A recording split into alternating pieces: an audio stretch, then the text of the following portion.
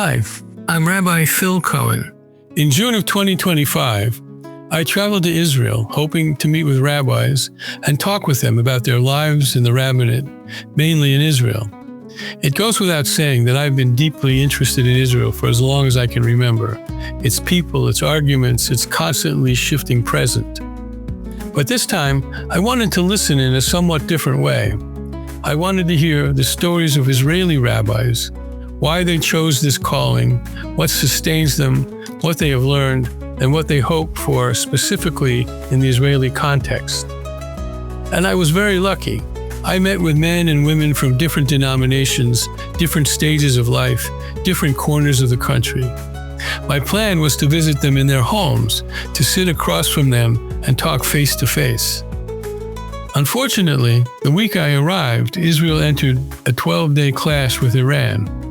I ended up conducting all of my interviews from my Airbnb on Zoom. Incoming missiles interrupted one interview as my subject and I both fled to shelter. Even on Zoom, however, the conversations, all of them, were rich, revealing, and deeply human. Something unexpected came out of that experience. Originally, I had planned to speak with rabbis all around the world for this podcast. Maybe I still will going forward. But for now, I'm staying with Israeli rabbis. Their stories and Israel's stories are bound up together in very interesting and creative ways, and I find that connection endlessly fascinating. That, then, is what this podcast is about. The lives, the questions, the faith of those who serve the Jewish people, and the God with whom we live in covenant across our shared history. I am Rabbi Phil Cohen, and I am a small part of that story. Miri Gold is a long-time resident of Kibbutz Gezer. At a certain point in her time there, she began performing Jewish religious rituals for the members of the kibbutz. Out of that vocation, she decided to study for the rabbinate at the Hebrew Union College Jewish Institute of Religion in Jerusalem. For many years, she served the kibbutz as its rabbi. Along the way, Miri made history by winning a legal case. Because of that legal case, she became the first non-Orthodox rabbi anywhere in Israel to draw a salary like all Orthodox rabbis serving congregations do.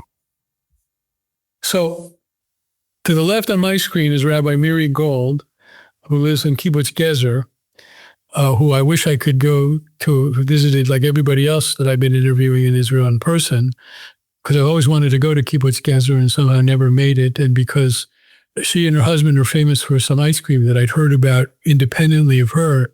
And then when I was going to go visit her in person, she was going to give me some. I felt like a king. I asked the same kind of question I've asked all of my subjects so far, which is, when and why was it you decided to become a rabbi? And we'll go from there. I never thought about becoming a rabbi until I was at Gezer for quite a few years and realized that somebody needed to step up to the plate because we were already a liberal Jewish community. We even had Levi Wyman Kelman come to help us jumpstart the active Jewish life that we always said we wanted at Kibbutz Gezer.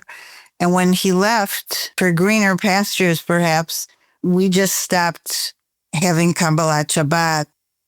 We invited Professor Moshe Davis from Hebrew University, from the Institute for Contemporary Judaism at one point, and he said, just like you have committees and chairs of the education committee and the economic committee, you need to have someone who's going to organize your Jewish life. Levi was with us for quite a while, till I think 85 maybe. So for the first year after he left, we were all kind of shell-shocked. And then I said, you know what? If we're all in the little bit Knesset, if I start Lecha, everyone else knows to join in Dodi. And that's how it started. When someone asked me how to define what I was doing, I said, well, it's para-rabbinic. And when it came to the high holidays, we'd often had people who would come from off the kibbutz and they spoke English and not Hebrew or vice versa. So I started adding layers of knowledge or maybe reclaiming some knowledge. One of the things that I learned to do was to lead services for Rosh Hashanah and Yom Kippur. I had lots of passive knowledge from growing up in a conservative home with Eastern European, what we called Orthodox grandparents, Hebrew school 3 times a week, etc. But it was all passive knowledge. So I started to learn things to the extent that I was comfortable leading services, teaching bar and bat mitzvah kids. And of course, the thing that really pushed me was the fact that our boys, when they reached bar mitzvah age, were going to Shalabim, which is an Orthodox kibbutz and yeshiva down the road from us. And I said, it can't be that we came to Israel to have our boys be in this Orthodox setting where there's going to be a mechitza. And I said, this just doesn't work. So I learned to sing Tro for Haftarah and then for the Torah. I remember the first time I recorded, who knows what it was, let's say the Haftorah and the Maftir. I remember shaking with the tape inside. There was no one around, but I was like so nervous. My first was a young woman who was very brave, because even today, girls will say, girls don't do that. However, there are more and more who do. When my daughter turned 12, my parents came, David's parents came, a lot of family from the States came, and I had Nama Kelman, who's already the first ordained woman rabbi in the Reform movement and probably in Israel, and Levi, and my mother, who in her own right was quite a pioneer. She graduated University of Michigan nursing school in 1940 when there were 3 Jews in the class, and one of the classmates from the Upper Peninsula in Michigan said, Lillian, where are your horns? And not in any kind of derogatory or sarcastic way. She just thought Jews have horns, and where were they? And served in World War II as Lieutenant Katz, working in a burn center, which turned her into a lifelong pacifist. And David, who always called himself a feminist. So there's a term that I won't use in the podcast, but you get the idea. I felt like I was backed into a corner. It's now or never. And so at the age of 44, I went to rabbinic school at HUC in Jerusalem. Having grown up in a conservative home, I found that the Reform movement in Israel was very similar. And the conservative Masorti movement in Israel to me was like conservadox. Women did not have an aliyah. Women were not part of the minyan. I said, I'm not going to move backwards because that's what they offer. So I went to HUC because we were such a small class, 4 years worth of students. Totally, we were 6 people altogether. And I had to go to another university to get a master's, which was required in addition to the master's for Hebrew letters. So I went to Hebrew U. I went to the Institute for Contemporary Jewry, and I picked American Jewry. And within that, I picked focus on Reform Judaism and Reform Jewry because I knew nothing about it except for things that were pretty negative. So I'd say my friend across the street who went for an hour on a Sunday morning to Temple Israel, I'd say, oh, she's very Reform. She doesn't know any Hebrew. She doesn't know what the prayers, but, give her a break. What was she going to know from an hour a week? All right, so take a step back. It says, so Temple Israel, this was Detroit, the Detroit area? Yes. When you were a kid, they still had Sundays, their major service? Not a service. Sunday school, I beg your pardon, Sunday school. But I misunderstood. Okay, she went to Sunday. I don't think they didn't have Sunday services, but the ironic thing is that in Detroit, the 2 big Reform temples were Temple Bethel and Temple Israel. What I didn't know is that Temple Israel was a breakoff from Temple Bethel in the late 40s when people said, listen, we're going to light candles. We want to say the bracha. If my parents had known about Temple Israel when they were shul shopping before they got married in 1949, I think Temple Israel would have been a great fit for them because my mother, who was kind of rebellious, still, when she heard the organ in Temple Bethel, she said, this is too much. If there were a little more Yiddishkeit there, she would have fit in. And my father was the epitome of the ethical Jew who doesn't go to shul except on the high holidays when you have to go. And ironically, his mother, my grandmother, died Motzei Yom Kippur. So he had to stay extra time after the services. And my maternal grandfather, Baruch Katz, or Barnett was a Cohen tzedek. So he'd go with my dad and keep him company. And then they'd come home to break the fast. So my whole Jewish life might have been different had they known about the potential of Temple Israel, but they didn't. So instead, they joined Sheretz Tzedek, which was a very conservative, with a small c, conservative synagogue. And I went there through Hebrew school through 12th grade, went to Israel with USY pilgrimage. That was the path. And my mother, being a good Hadassah lady, having grown up in a labor Zionist home, sent me to Israel at 16 so that I would love and support Israel, having no intention for me to end up living in Israel. But in 1966, a year before the war, we went to every possible place you could go that was within the Green Line. I loved the experience. Every Shabbat we were in Jerusalem. We went to all kinds of exotic synagogues on our own, the Bukharan and the Persian, and of course we went to Eichal Shlomo and everything else. The minute I was back, I wanted to go again. And I convinced my parents, I guess trying to guilt them a little bit, because I went to the school close to home. Poor me, I went to University of Michigan in Ann Arbor. I wanted to go out of state with my best friend. And they said, no. So I said, okay, then how about letting me go to Israel for my junior year? And they said, okay, even though my father was convinced that I would never come home. And if I did come home, he was afraid I was going to bring home some dark Jew, which probably meant to him Yemenite. And I am the proud mother-in-law of a Yemenite son-in-law who's the love of my life. And when I was at Hebrew U, I tutored a 16-year-old named Siona, who was from a family of, I think, at the time, 16 children. Her mother, who was barely 5 feet tall, would feed me soup with Hawaiian in it. And when Siona got married, there were already 20 children.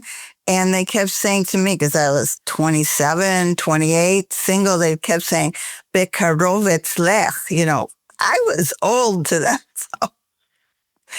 But anyway, I had the bug. And when I came home from the junior year, I'd say within 2 months, I said, I have to make Aliyah. I have to go back. I didn't know how, but through circumstances, I ended up at a weekend retreat at the Habonim Camp Tavor in Western Michigan, met a bunch of people. Eventually, we formed a garin together, and that was in 71. I think I was here 5 times before I actually moved to Gezer, including as a volunteer after the Yom Kippur War. Yeah, so a word about Gezer. I mean, each kibbutz, I imagine, has its own uniqueness, but there's something unique about Gezer. So can you say a word about the kibbutz you live on? Sure. First of all, it was settled in 1945 when there were no Jewish communities at all in the area. Yeah, what's the geographic location? Between Ramla and Latrun was for many years the old road to Jerusalem, where you could get as far as the Latrun area, and then you had to go around through Beit Shemesh because there was no road going through the territories. And in 1948, there was a battle at Gezer the day before a predetermined ceasefire. It was the day of the Battle of Latrun, which Israel lost. And so all eyes were focused on Latrun. And even though one of the members of Gezer, in his 20s, wounded, ran to Kibbutz Na'an, which was an established kibbutz from 1939. And they said, it was actually Herzog, said, a hill here, a hill there, we can't deal with you. The same young man ran to Holda, which is more of a Palmach-oriented kibbutz. Eventually, Givati soldiers came, but many were killed, many were taken captive. And if you think about a room full of 60 people who've been at the kibbutz at that time for 3 years, but have known each other for more like 8 years. To lose 20 out of 60 people is a major blow. Sure. Unfortunately, help just did not come. It was a Jordanian legion. It was little bands of Arabs from the neighboring villages. Because again, they put Gezer in a spot not far from Tel Gezer, and on the top you had Abu Shusha. The kibbutz actually disbanded in 61. And it wasn't because they weren't doing okay economically. I think it was because it was still such a trauma, even though they did bring in other members. And the oldest kibbutz kids were already in high school at that point. And one of them, who recently died, was furious with his parents and the other adults for leaving the kibbutz. After October 7th, at the annual Gimel B'Sivan, June 10th, it was June 10th in 48, they never moved the memorial to the general Yom HaZikaron Day, because even though most of the old timers in their 90s are gone, there's still a few, and the children are still here, the Gezer born kids. And so it's going to stay on Gimel Sivan, I think, for a while to come. And I think it was in 2024 that the niece of one of the 9 soldiers who were in the area and did come to try to help and were killed, the niece of one of them living at Kibbutz Sa'ad, I think, said, "This is so creepy to think about the parallel between October 7th and June 10th, 1948, when everyone's saying, where's the army? Where's the police? How come no one's coming to help?" Even Rabin in those days said that this was probably one of the worst battles, not in terms of size of loss, but in terms of what happened, because the country wasn't there for them to help them out. It definitely left scars. For me, that battle and meeting some of the people who survived but then lived there till 61 was always kind of a beacon of light at times when, like in any situation, life gets hard and you don't know if you're in the right place, doing the right thing. I said, I don't want those founders to have died in vain. I'm not leaving this place. And the truth is, David, myself, and one other from our Garin are the only ones of 20 who are still here. And there's one person who's been here longer than we have, who was the kid brother of somebody from the first Garin, Garin Aleph. His brother's name was Charlie Shidlovsky. He later changed his name to a Hebrew name, but his kid brother, David, was affectionately called Kid Shid for years, and I still call him that. I feel very rooted in this place. In all the years that we've questioned maybe what are we doing on the kibbutz, we never, ever have had a discussion about leaving Israel. Never. I'm a dyed-in-the-wool labor Zionist who only as an adult realized that my grandparents were completely active in what they called the Faband, which was the Histadrut, or Pioneer Women Club One, where my grandma was. And my great-grandmother sitting with a pushka at Siemens Bakery in Detroit to send to the orphans in Israel. I mean, I didn't even pay attention that all the pictures on the walls were of JNF or showing pioneers in the field with the scythe, and it was all around me. My uncle was on the first Habonim workshop in 1951. Kfar Blum, Gesher Aziv, Urim. And in the trip in 66, I actually went and visited his madrich at Kfar Blum. So I had my first taste of kibbutz then, and again in that junior year. And I remember coming back from 10 days at Neve Eitan in the Beit Shan Valley and telling my college roommate at Hebrew U that I really enjoyed that experience. Said, nah, that's not for you. You're going to college or this, that. It stuck. I was bitten by the bug. And by the way, just for your information, I was the Hillel director at Michigan State University for 6 years. So, Oh.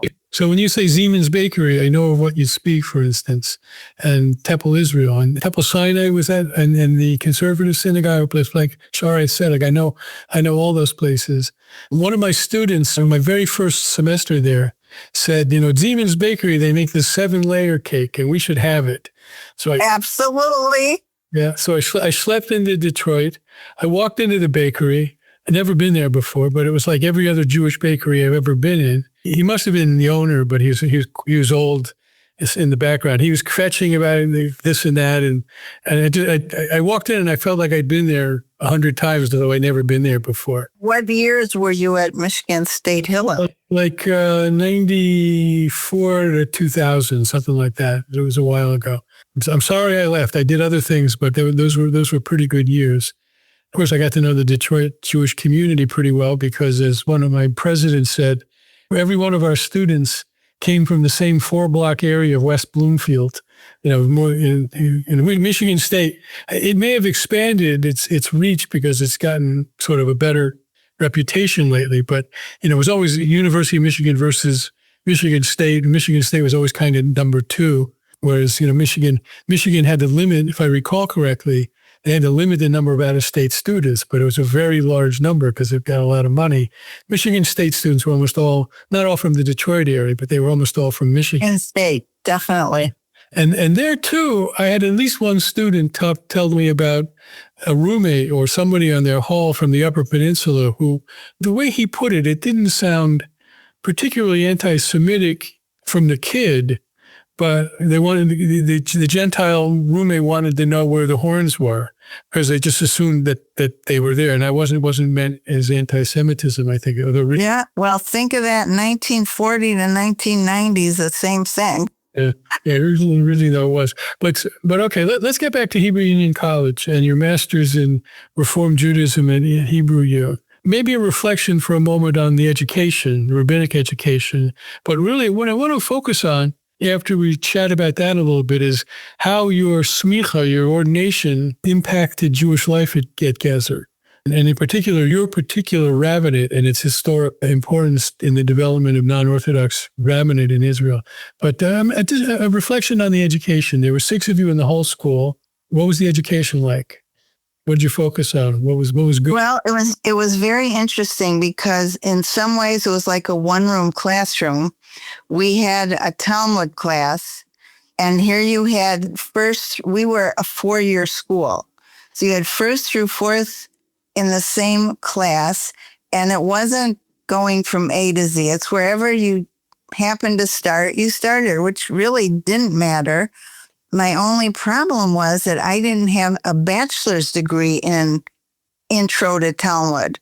Not being a product of the Israeli school system was definitely a problem for me.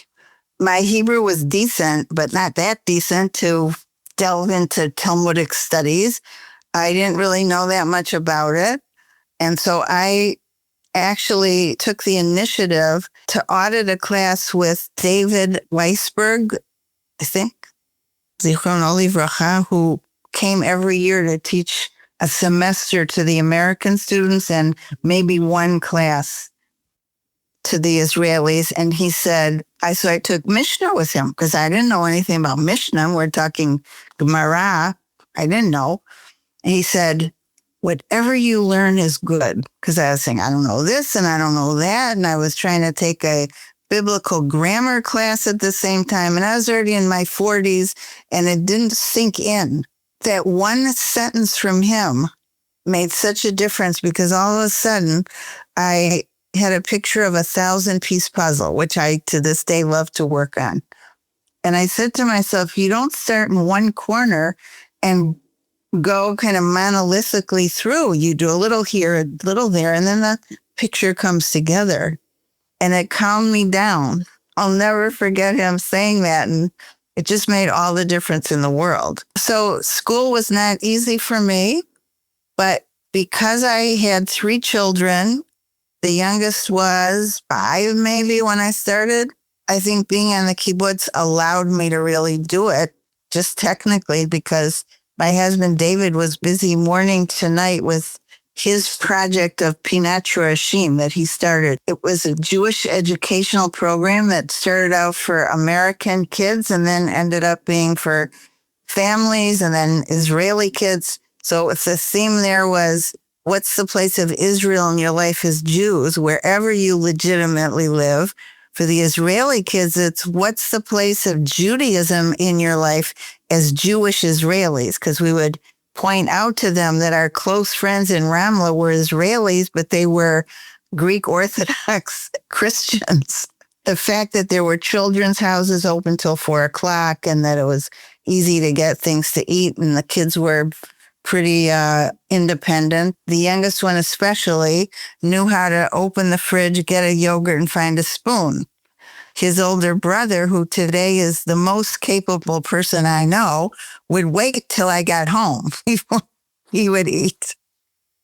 I felt that I needed to finish my rabbinic education and my Hebrew education as quickly as possible, also because I wasn't getting any kind of income really to hand over to the kibbutz. I felt like I'd have the potential to contribute when I finished. So I was done in 4 years, and that was not typical at all. There were others who took 7 years, and because they were working as well as studying. Exactly. And I always thought about it that I was really very privileged that, except for maybe what we call Torah Nut, where every so often you worked on a Saturday or an evening or something, I really had the time to put into my studies. And we even got what they call in Israel a caravan. It's like a Zim container that you can have turned into an office or even a living quarters. It was right outside our house because there literally was no room in our under 600 square foot home. And I remember that to take a break, I'd come in to watch The Bold and the Beautiful for a half hour as relief. And I also know that in the entire time I was in rabbinical school, my chalot that I would make every week would come out a little overdone and dry because I was in the middle of studying something. It was also my introduction using a computer. I had no clue really what I was doing. You told us how old you are when you entered rabbinical school, but I don't think you said what year. What year? Okay, I started in 1994. Right. First I did the spring semester at Hebrew U because I wanted to see if I was too rusty to go back to school. So they said, you can take whatever you want. Yehuda Bauer, of blessed memory, was my advisor, and it was quite an eye-opener to do that. So I started in the fall of 94, finished by the end of 98, and there should have been an ordination in the fall, but there wasn't. So I didn't get ordained physically until March 99. So I always thought I'm class of 99, but I think really I was the class of 98. It's just that technically at the time they had March ordinations. Today it's in the fall. And ironically, Ada Zavidov and I, who were ordained together along with one other person, Andrew David Vargas, I think he is now, when he discovered his Sephardi roots, was both in Israel and in the States studying, and his mother lived in Israel, so he was part of our ordination too. And 25 years later was October 23, and they had the smallest ceremony just for the rabbinic ordinee. So only in 2025, when it was 26 years, did we get our honorary doctorates. So now you're an ordained rabbi. And by the way, what title did you pick? Harav or Rabbah? Okay, that's a good question. The first generation of women rabbis are Harav. Nami Kelman, Maya Leibovich, Kineret Shiryon, myself, and Ada Zavidov, and maybe a few others, like maybe Nava Chefetz or something. Many women have said to me, it's not grammatically correct. It's not modern. We're Harabah. So my ordination certificate, which thankfully is in Hebrew, says Moratenu Harav. And that's fine with me. If someone says, what do you do? I'll say, Ani Rabbah Reformate. Or I'll talk about the women as Rabot, but my title, which I don't use that much, is Harav. And, I always wondered, why did we do that? But I think for myself, it might have been because even today when, say, Avi Weiss in New York is ordaining women, there's definitely a sense that a rabbah is not at the same level as a rav. And we wanted to be sure that we were full-fledged, equal to the men. Today, I think it's pretty even between men and women. And I think the women will overtake the number of men. I see every class year of ordinations, there are more women. What worries me about that, however, I worry that if there are more women, it's going to be like teachers. They're going to get lower salaries than men. And I would not like to see that. I don't think society has gotten to the point where that's not a factor. In the same way, I did very few weddings. I'd have a young couple who were all gung-ho, and then one of their cousins by marriage or something would say, you can't have a woman do your wedding. Forget the fact that in Israel as a country, they don't recognize it, whatever, but someone would nix it. And so at some point, I just kind of dropped it. I didn't go pursuing it. If someone would call me, I'd be thrilled, but very few. And it's also not my personality to go push and call a kavod to the women who are able to do more for whatever reason. So now you're an ordained rabbi. So I was the third woman together with Ada after Nam. So that also created difficulties. Even respectful people couldn't wrap their head around the idea of a woman rabbi, and they would call me rabbinate, which is Rebbitzin basically in Hebrew. Right. So there were a lot of challenges and struggles, and still are. So Kibbutz Gezer now has a terrific resource in you. Levi Kelman is gone, and you come back to the kibbutz. How did your presence as a rabbi impact Jewish life on the kibbutz? Well, the reality was that we definitely had a Jewish life. We were clearly not your typical kibbutz that was not part of HaKibbutz HaDati. What I learned very early on, even before I moved to Gezer, is that most kibbutzim have a very rich Jewish life, often more from the ethical or the agricultural standpoint, and not so much having a shul or saying prayers. So that's what was enough for us to say as Gezer, we're going to be a little different.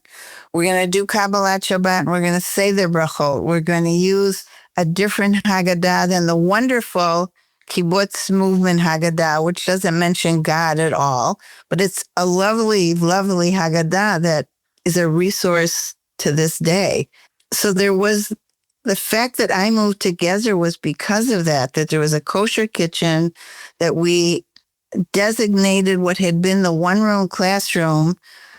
In many ways, it was a multi-purpose room. And among the purposes, besides Jane Fonda exercise class or yoga, it also was the synagogue. I was very comfortable with that. So it seemed like a very natural progression for me to go to school. I got permission from the kibbutz to go, because in those days you had to do that. But there were enough native North Americans and other Anglos to say, go for it. I was not on what one might call a secular kibbutz, and we definitely saw ourselves as having an active Jewish life that was not Orthodox and not what people called secular. But I made a huge, huge mistake when I finished rabbinic school. I felt like I want to give back to the kibbutz. And so I became the maskira, which would be like the mayor of the community. And during that time, we made huge changes on the kibbutz, which were voted in by a huge majority of people. But for those who didn't like the changes, they blamed me. And one woman said to me, how can I relate to you as a rabbi when I'm angry at you as the maskira? And that summed it up in a nutshell. I'm happy to say that the rabbi today, who's also a member of Gezer, is much better able to close that gap. So when you ask about Jewish life in the kibbutz, the synagogue, which is called a regional Reform synagogue, that anyone who feels it's not too far for them to get to is welcome. There's a lot of activities that are mutual to the kibbutz and to the synagogue. As you know, in Israel, you don't pay dues. Well, you are encouraged to pay dues, but you certainly don't pay for a high holiday ticket. There's no such thing. So it was difficult. It was not different from, say, a doctor or a nurse who's a member of kibbutz. It's known that they should not be treating people on the kibbutz unless it's an emergency, because then the lines get blurred. And I remember, especially with the nurses, they'd get stopped on the path all the time with questions. They just weren't able to separate their professional life from their home life. And that was definitely a problem. So I was officially the rabbi for over 20 years. And before that, when it was unofficial, because I was still in school, I retired at 70. And I learned from my language to take my sabbatical the year before. So 2019, I was on sabbatical. And toward the end of the year, I was in New Zealand and Auckland doing all their holidays from Slichot through Simchat Torah. And in December, there was a sort of goodbye, thank you party on the kibbutz. And I had people from the States, family and friends who came for it even. And by that time, Steve was already de facto leading the synagogue. He'd always been part of it. Who's Steve? Steve Bernstein, originally from Kansas City, who grew up like I did in a conservative home. And he had a degree in Jewish education from JTS. And unfortunately, his only biological child died at 6 months of Marfan syndrome. And with all the ultrasounds and everything else, they didn't pick up on it when he was in utero. So he lived 6 months to the day that he was born. He had an operation, he pulled through it, and then he died. And Steve was working with David in Pinat Rishim, doing all this Jewish educational work. And he said to David one day, all the books I've been reading lately have been about grief, and I think I want to become a rabbi. And he did. He went to RRC, took his family, which already had 2 adopted Ethiopian children who are now adults and out of the army and everything else. And so it was really very natural for him to continue when I finished. And I think it's been a blessing for the kibbutz and the synagogue. I got to ask you, you hold a historical place in the annals of non-Orthodox rabbinate in Israel, and I'd like you to tell me about that. Well, the Israel Religious Action Center in 2005 turned to me and said, it's about time that our rabbis get some money for salaries like every other rabbi does. Would you be interested in being the plaintiff? You mean Orthodox rabbis get paid and Reform rabbis don't by the state? Anyone who's not recognized by the rabbinate cannot get paid. Even an Orthodox rabbi who doesn't seem kosher enough for the rabbinate, they don't get paid either necessarily. So it took me about 30 seconds to say, okay. I did not have to do very much to push this along. I had to go to the Supreme Court every so often. For some reason, I went directly to the Supreme Court. Informally, it's called the Miri Gold case, which is very funny. It's in Wikipedia even. There is no legal entity named Miri Gold. My name is Marilyn Gold. My Hebrew name is Miriam Rachel. But somebody once wrote me a check. I did a bar mitzvah for someone from the States, and they gave me a check, and I took it to the bank, and they said, there's no such person.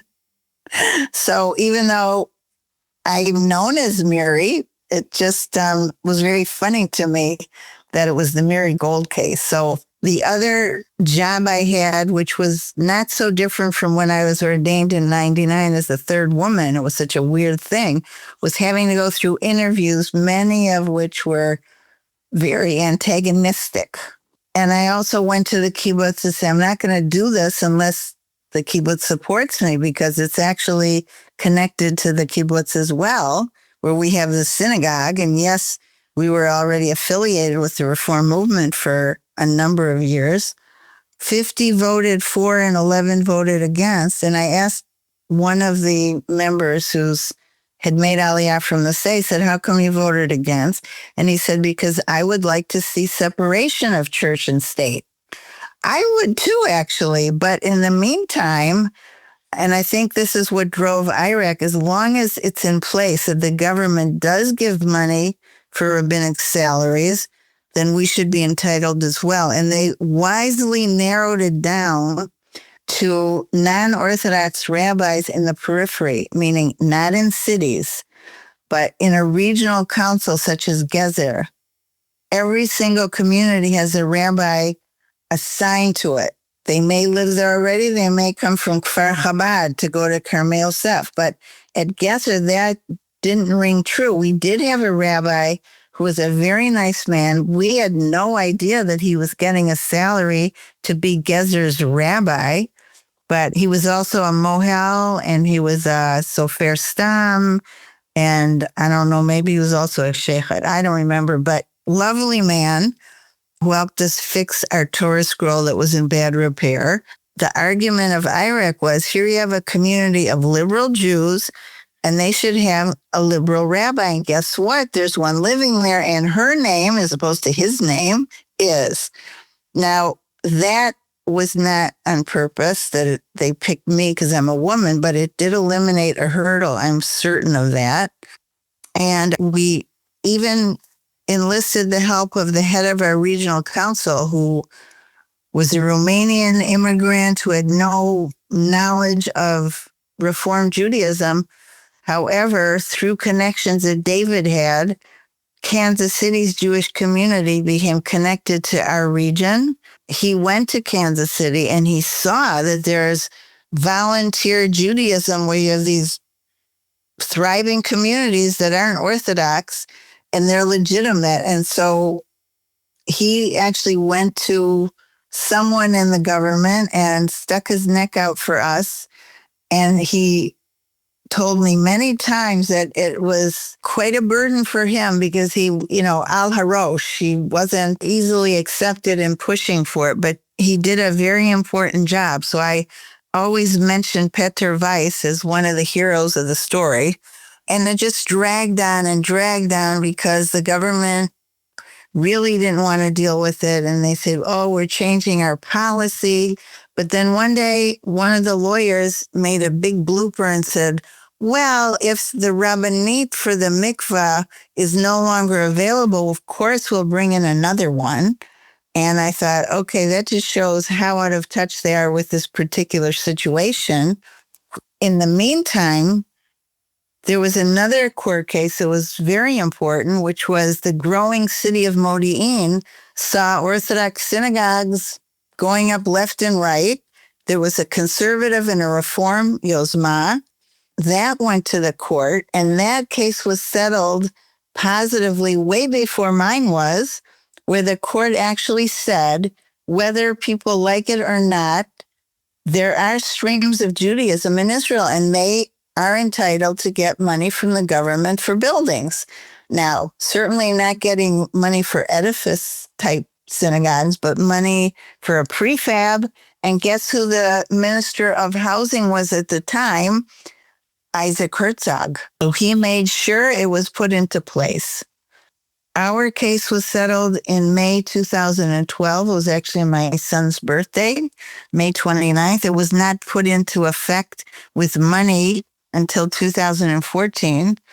But all along the way, there were questions about strategy. Should we say, okay, we want the money for someone who's like a community center leader where they have Jewish culture?